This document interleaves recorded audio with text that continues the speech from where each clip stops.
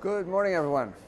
We had thought that the ECB meeting on Thursday would be the big event of the week, but it looks like more people are focusing on the FOMC meeting, which ends on Wednesday.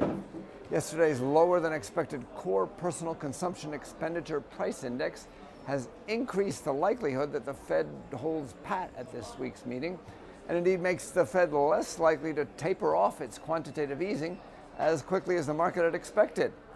Well, the ECB is expected to cut its refi rate at this week's meeting, especially if today's Eurozone CPI shows a further drop in inflation. The Fed announces its decision first, and that now seems to be likely to disappoint the dollar bulls. As for Europe, people seem to be focusing on the good news.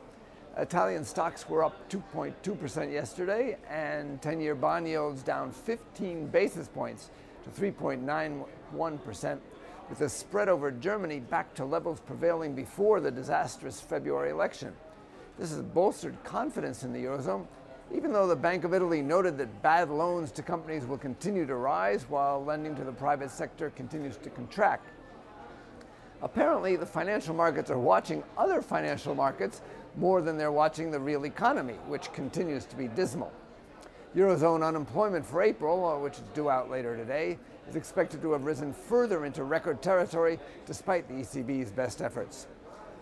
Perhaps investors are also encouraged by the radical stance of the new Italian Prime Minister, who said yesterday that, quote, growth policies cannot wait any longer, unquote, and canceled planned tax rises of some 6 billion euros.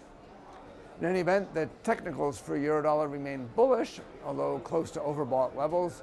131.20 is a resistance hurdle that needs to be cleared before moving higher to the 131.55, 131.75 area. This is Marshall Gittler, head of Global FX Strategy at IronFX, wishing you solid trading.